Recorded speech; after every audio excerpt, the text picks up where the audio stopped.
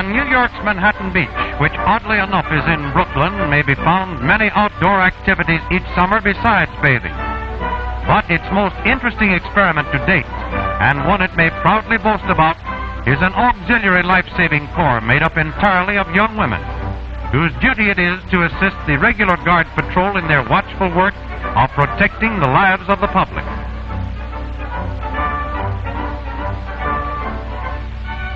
To the office of Recreation Manager, Mr. Claire B., come hundreds of young applicants, all anxious to join the seaside service.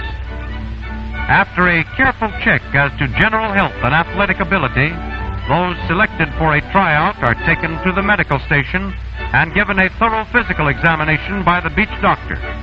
For the preliminary tests as well as the training later will be extremely strenuous. And now those who have passed the medical examination are lined up on the beach and inspected soldier-like by Chief Lifeguard Lou Phipps and Captain Madeline Carson, head of the girls' unit. In the first preliminary test, each applicant must swim from the shore to the lifeguard boat, a distance of about 150 yards against wave and tide. She is timed and marked for speed and style by examiners from the Guard Patrol and Life-Saving Corps. To show she is not exhausted and to prove her endurance, without stopping for any rest, she must make a surface dive to the bottom, a depth here of about 20 feet. For evidence, she brings up a handful of sand. Among other tests, rowing, of course, is important. Though the lifeguard boat is heavy, it is necessary to demonstrate they can master it upon all occasions.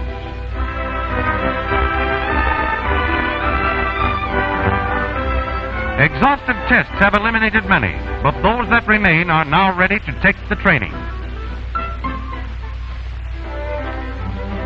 Instructions begin with the proper method of breaking various holds, such as the front strangle, for a drowning person will grab anywhere and hold on for dear life. Another dangerous hold is the double wrist lock, which must be broken in a firm manner, for otherwise the rescuer would go down with the victim. Two people locked in each other's arms also present a serious problem, unless efficiently handled. After a hold is broken, the right method of water carry requires one arm to be kept free for swimming. And now the girls are shown the right way to carry and to pass a drowning victim from one guard to another, known as the Pony Express. The victim is held firmly and securely to prevent slipping or falling, yet at the same time as gently and comfortably as possible under the circumstances.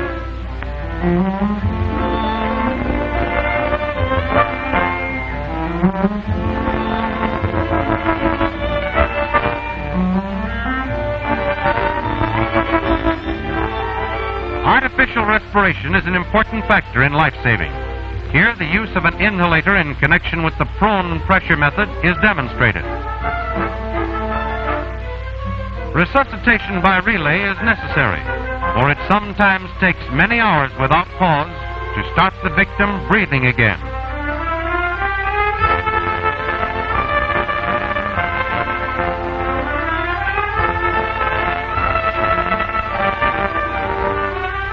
The girls now carefully watch how a victim is placed upon a stretcher, always held so that the entire body remains in a horizontal position. And so the training goes on day after day without let-up, watching, learning, practicing on one another, gradually becoming confident of their own ability.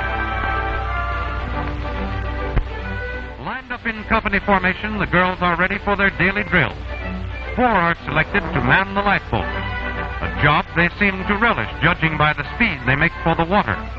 And necessary it is, too, for the element of time is always important to a lifeguard.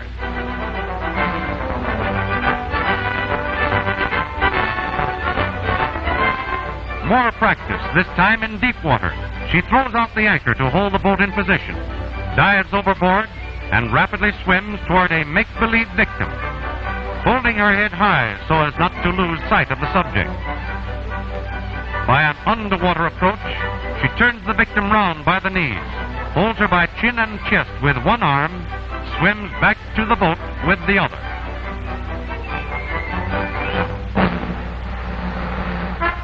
Every morning the troop assemble and take their swimming exercise, a distance of half a mile at a speed set by the leader.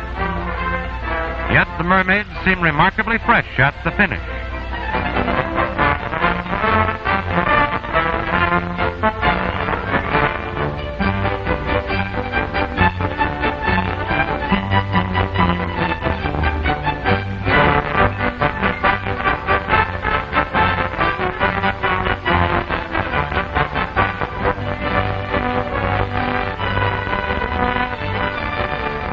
To make sure no one has fallen by the seaside, Captain Carson calls the roll of her company, a company any commander would be happy to inspect.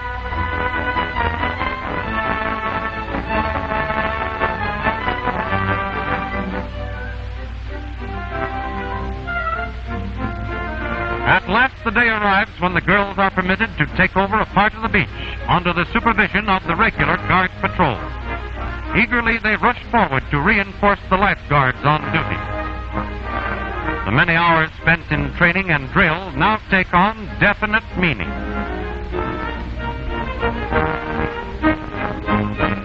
Some are ordered to the guard lookout to sight any trouble in the surf and sea. Others man the boats or patrol the beach, always ready to lend a hand in any emergency that may arise, or to keep a watchful eye on the younger children who are brought to this seaside resort in great numbers. The girl guards continue their watch. Suddenly out there someone is in difficulty. Without a moment's hesitation, she's off the stand, off to her first call, off to a child floundering far out. The lifeguard boat has heard the whistle, and the girls put everything they've got in the oars. Toward the panic-stricken child there flashes through the water a white figure, swift in action, calm in mind, a godsend to a tired little body. Swiftly, too, the lifeboat cuts through the water, and as it appears upon the scene, the child is being securely held and safely brought forward on the strong, capable arm of one who is doing her part to perfection. In the best tradition of the lifeguard, to save without punishing, the young victim is gently and carefully placed in the boat and quickly rolled ashore. Here, other members of the Corps run out to the water and help bring in the heavy boat from out of the strong surf, but all without confusion, for each girl has been trained to do her task, and each does it calmly and well. Back from her first victory, our girl guard returns with a young life in her arms. Safely, she places the child on the shore. Serenely, she returns to the stand, ready again for any duty Father Neptune may call upon his daughters to perform.